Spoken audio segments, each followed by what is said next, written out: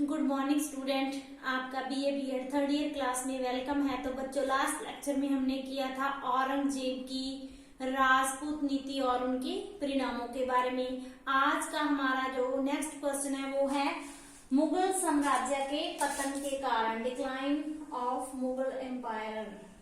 मुगल साम्राज्य का पतन कि वो कौन से कारण थे जिनके कारण मुगल साम्राज्य का पतन हुआ। इनमें हम सबसे पहले करेंगे औरंगजेब की धार्मिक, राजपूत और दक्षिण नीति के बारे में। जैसे कि हम जानते हैं कि बच्चों, जो अकबर था वो बहुत ही सहनशील शासक था। उन्होंने धार्मिक नीति के साथ ही राजपूतों का सहयोग प्राप्त किया था, परंतु जो औरंगजेब था वो एक कट्टर सुन्नी मुसलमान होने के कारण वो किसी अन्य धर्म को फलता फूलता नहीं देख सकता था और उसकी ये धार्मिक नीति, कट्टर धार्मिक नीति ही उसके जो साम्राज्य का पतन का कारण बनी थी।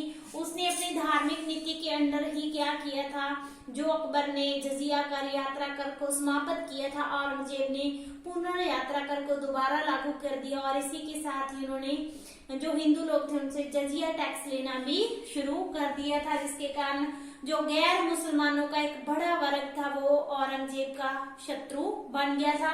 अगर हम उनकी करें राजपूत नीति की बात, तो जसवंत सिंह की मृत्यु के बाद औरंगजेब ने अकबर की जो राजपूत नीति सहयोग के आधार पर आधारित थी, मित्रता के आधार पर आधारित थी, उसका उसने अंत कर दिया था और वो राजपूतों के राज्यों को अपने साम्राज्य में मिलाने की इच्छा रखने लगा था, जिसके कारण जो औरंगजेब का साम्राज्य था उसमें क्या था, वो जो साम्राज्य था जिसमें जो राजपूत थे उन्होंने सहयोग दिया था, अब वो मुगल साम्राज्य के शत्रु बन गए थे और जो मुगल साम्राज्य था वो और राजपूतों के सहयोग से वंचित हो गया था। क्लियर?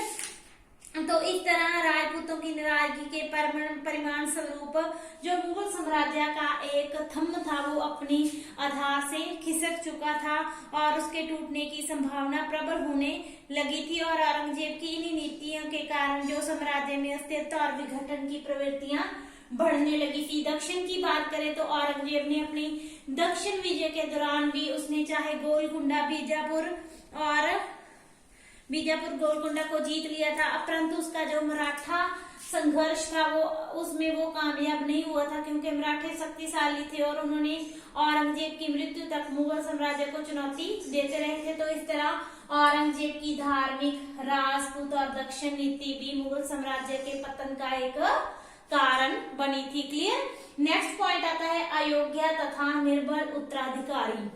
तो इसमें हम करते हैं कि बाबर से लेकर औरंगजेब तक सभी जो सम्राट थे, शासक थे, वो योग्य थे। उन्होंने मुगल साम्राज्य के विस्तार में बढ़ावा किया था और उसकी सुदृढ़ता को, शक्ति को बनाए रखा था, परंतु औरंगजेब के बाद सिर्फ बहादुर शाह को छोड़कर, बहादुर शाह जिसका टाइम पीरियड था 1707 से लेकर 1712, बहादुर शाह को छोड़कर बाकी शेष जितने भी मुगल सम्राट या मुगल शासक उत्तराधिकारी आए थे वो अयोग्य और निर्बल और पतित उत्तराधिकारी थे और वो मुगल दरबार और उनके जो सरदार थे उनकी गुटबत्ती और उनके जो षड्यंत्र थे उन पर ये जो शासक थे नियंत्रण नहीं रखे थे और इन्होंने अपनी अयोग्यता और निर्बलता के कारण वे जो बाद के जो शासक थे वो अपने सरदारों पर आश्रित होने लगे। एग्जाम्पल के तौर पर बच्चों हम ले सकते हैं फर्रुखसियर की उदाहरण ले सकते हैं कि जो फर्रुखसियर था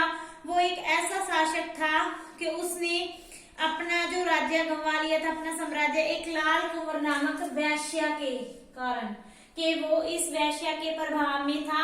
लाल कुंवर वैश्या के अंदर उसने अपने शासन को गंवा दिया था। अंत में क्या हुआ, उसको हरम से नंगे पैर और नंगे सिर घसीट कर निकाला गया था और इसको अपमानजनक ढंग से मार दिया गया था। तो ये योग्य, अयोग्य और निर्बल सम्राट सिद्ध हुआ था। इसी तरह हम मोहम्मद शाह रंगीला की बात करें और जिसका टाइम पीरियड था 1719 से लेकर 48 तक, 1719 से लेकर 1748 तक था। वे भी अपनी निर्बलता के कारण, जो मोहम्मद शाह रंगीला था इसने क्या किया था, इसकी जो निर्बलता और अयोग्यता के कारण ही बंगाल, बिहार, उड़ीसा, हैदराबाद बाद राजस्थान, ये राज्य के थे स्वतंत्र हो चुके थे।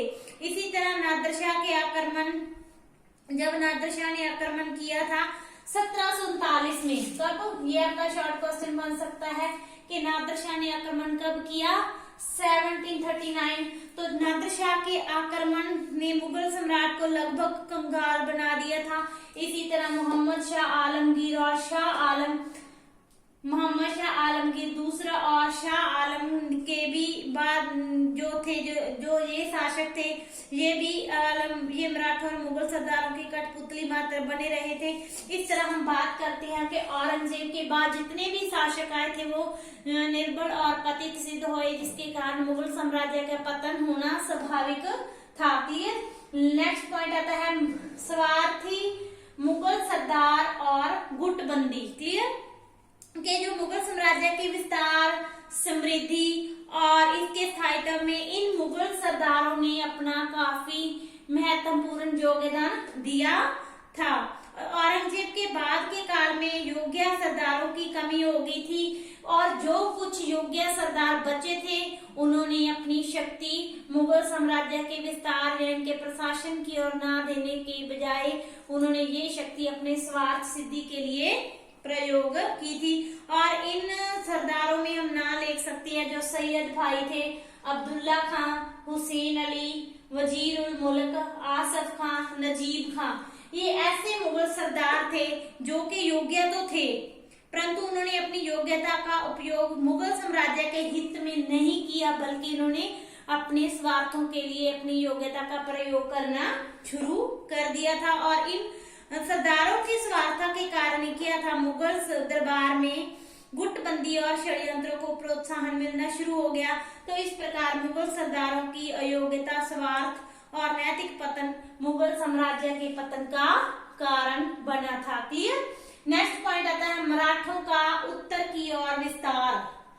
क्या आता है कि मराठा शक्ति, मराठा एक ऐसी शक्ति थी जिसको औरंगजेब अपने टाइम पीरियड में कभी भी हरा नहीं पाया था। मराठे हमेशा ही मुगल साम्राज्य को चुनौती देते आ रहे थे। तो मराठों ने पेशवा बाजीराव प्रथम, कौन, पेशवा बाजीराव प्रथम, जिसका टाइम पीरियड था 1720 से 1740, तो इन्होंने पेशवा बाजीराव प्रथम के अधीन उत्तर भारत में जो मराठा प्रभाव था उसको तेजी से विस्तार किया और इन्होंने आने वाले कुछ वर्षों में ही मराठों को भारत की सबसे बड़ी शक्ति के रूप में शक्तिशाली राजनीतिक सत्ता बना दिया था। और उत्तर भारत में जो मराठों का प्रभाव था वो दिन प्रतिदिन बढ़ता गया और ये मराठे ही ऐसा थे कि ये सम्राट निर्माता बन गए थे। इन मराठों ने सम्राटों को हटाने और नए सम्राट बनाने का काम किया था। अंत में क्या हुआ, 1752 में मराठों और मुगलों के बीच एक संधि हुई और ये एक ऐसी संधि थी जिससे पता चलता है कि जो मुगल सम्राट थे वो किस सीमा तक अपनी सुरक्षा या रक्षा के लिए मराठों पर निर्भर हो गए थे। इस तरह जो मराठों का उत्थान था या उनकी उत्पत्ति या उनका लगातार विकास या प्रगति करना भी मुगल साम्राज्य के पतन का कारण बनता जा रहा था। यहाँ तक क्लियर हुआ कि पहले क्या था, औरंगजेब की राजनीतिक धार्मिक दक्षिण नीति कारण बनी, फिर उनके जो उत्तराधिकारी कमजोर थे, निर्बल थे, फिर क्या थे, जो दरबार था वो गुटबंदी और षड्यंत्रों का अड्डा बन चुका था। उसके बाद क्या था, जब मुगल सरदार थे वो गुटबंदियां करने लगे थे और मराठों का प्रभाव भी बढ़ने लगा था, जिसके कारण क्या था, जो मुगल साम्राज्य था उसका पतन होना स्वाभाविक था। क्लियर। नेक्स्ट हम करते हैं आर्थिक दिवालियापन के मुगल साम्राज्य के पतन में उनकी जो आर्थिक दिवालियापन की स्थिति थी उसने भी काफी महत्वपूर्ण भूमिका निभाई थी। अगर हम करें बात कि औरंगजेब बाबर से लेकर अकबर तक तो ठीक चलता रहा, उसके बाद जहांगीर आया जो कि नूरजहां के प्रभाव में था और उसने शासन प्रबंध की तरफ ज्यादा ध्यान नहीं दे पाया था। उसके बाद आता है शाहजहां, तो उसने क्या किया था, बहुत पैसा खर्च किया था कंधार और मध्य एशियाई सैनिक अभियानों में और परंतु वो अपने इन अभियानों में सफल भी नहीं हो पाया था और उसने लगभग 4 करोड़ की राशि इन अभियानों में खर्च कर दी थी। इसके अलावा जो शाहजहां था उसने भवन निर्माण कला पर भी काफी खर्च किया था, तो उनके समय जो राजकोष था काफी खाली हो चुका था। अगर उसके बाद हम बात करें औरंगजेब की, तो औरंगजेब ने भी अपनी जो दक्षिण नीति में काफी पैसा खर्च कर दिया था। क्लियर। उसके बाद जो नादिर शाह और अहमद शाह अब्दाली के आक्रमण होने शुरू हो गए थे। इसके अलावा जो हमारा आर्थिक दिवालियेपन की बात करें तो उन्होंने क्या किया था, जो इनके आक्रमणों ने उनकी जो रहन सहन थी उसको भी, जो रही सही कसर थी उसको भी पूरा कर दिया था। इस तरह पूरा जो साम्राज्य का आर्थिक व्यवस्था थी वो छिन्न भिन्न हो चुकी थी। इस तरह जो उनके जो काल था, औरंगजेब के उत्तराधिकारियों के काल में उत्तराधिकार के संघर्ष हुए, सत्ता के लिए षड्यंत्र बने, दरबारी उटक पटक हुई, गुटबंदी बनी, मराठों के उत्तरी अभियान और बादशाहों की याशी ने मुगल साम्राज्य की आर्थिक व्यवस्था को लगभग समाप्त कर दिया था। और इसी आर्थिक व्यवस्था जो छिन्न भिन्न हो चुकी थी वो आर्थिक दिवालियेपन का कारण बनी, जिसके अंत में क्या हुआ, मुगल साम्राज्य का पतन होना स्वाभाविक हो गया था। नेक्स्ट पॉइंट आता है सेना का गिरता हुआ स्तर। तो जो सेना अकबर से लेकर औरंगजेब तक मुगलों की शक्ति और संगठन की आधार रही थी, तो उत्तरकालीन मुगल सम्राटों के काल में राजनीतिक और आर्थिक बिखराव के साथ जो सैनिक भक्ति थी वो काफी कम हो गई थी। क्यों हुई थी? क्योंकि जो सैनिक थे वो अपनी भक्ति के लिए अपने अमीरों और सरदारों या मनसबदारों के प्रति उनकी जो स्वामी भक्ति अधिक हो गई थी, और जो बाद के मुगल सरदार थे वो पूरी तरह सेना पर ही निर्भर हो गए थे। और मुगल सेना के साथ साथ क्या थे उनमें, औरतों, इसके अलावा खान, जो नौकर, व्यापारियों की संख्या बड़ी संख्या में जाने की परंपरा थी, जो अभी तक भी कायम थी औरंगजेब के उत्तराधिकारियों के टाइम पीरियड तक भी। परंतु उनके जो खान पान, उनकी सुरक्षा की तरफ जो ध्यान था वो कम होता जा रहा था, जिसका प्रभाव सेना की कार्यकुशलता पर पड़ने लगा।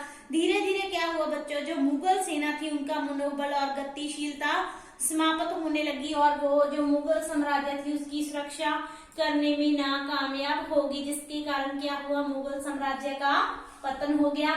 नेक्स्ट पॉइंट आता है राष्ट्रीयता का अभाव। तो जो मुगल साम्राज्य के पतन में इस को भी, जो राष्ट्रीयता के अभाव को भी एक महत्वपूर्ण कारण बताया जाता है। कहा जाता है कि मुगल साम्राज्य में भारत की राजनीतिक, आर्थिक, सांस्कृतिक, भौगोलिक स्थितियों को देखते हुए उस युग में जो मुगल जो सम्राट थे उनमें राष्ट्रीयता का अभाव पाया जाता था। नेक्स्ट पॉइंट आता है नादिर शाह और अहमद शाह अब्दाली के आक्रमण। कि एक तो जो मुगल सरकार या साम्राज्य थी उसके समय उनकी आर्थिक स्थिति डामाडोल हो चुकी थी, और दूसरा 1739 में नादिर शाह ने आक्रमण किया, और उसके बाद जो अहमद शाह अब्दाली ने आक्रमण किया था 1754 से 61 तक। तो इनके आक्रमणों ने जो भारत की जो आर्थिक और राजनीतिक दृष्टि से इन्होंने भारत को पतन की तरफ ले जाने में भूमिका निभाई थी, और इन आक्रमणों से सुरक्षा की बात को लेकर सत्ता सूत्र अन्य शक्तियों के हाथों में चली गई थी। क्लियर। लास्ट पॉइंट आता है नौसेना का अभाव। कि मुगल साम्राज्य के पतन का एक मुख्य कारण ये भी था कि जो भारतीय मुगल सम्राट थे उनके पास नौसेना नहीं थी। परंतु बच्चों ये बात हम लास्ट में इसलिए कहते हैं क्योंकि औरंगजेब के बाद जो उत्तराधिकारी आए थे उनको किनका सामना करना पड़ा था, अंग्रेजों का, और अंग्रेजों के पास नौसेना थी, और उस समय भारतीय जो सम्राट थे उनके पास नौसेना नहीं थी, जिसके कारण मुगल साम्राज्य का पतन हुआ था। तो इस तरह हम कह सकते हैं कि औरंगजेब की जो उनकी नीतियों के दूरगामी परिणाम थे, मुगलों की योग्यता थी, सरदारों के षड्यंत्र थे, इसके अलावा सरदारों की महत्वाकांक्षा, मराठों का प्रभाव, आर्थिक पतन, सेना का बदलता हुआ प्रभाव, नौसेना का भाव, राष्ट्रीय भाव की कमी। तो ये सारे कारण थे जो मुगल साम्राज्य के पतन के महत्वपूर्ण कारण बने, और उन्होंने मुगल साम्राज्य के पतन में अपनी भूमिका निभाई थी। आज के लिए टॉपिक कंप्लीट हुआ, कल हम नेक्स्ट टॉपिक करेंगे। Thank you so much.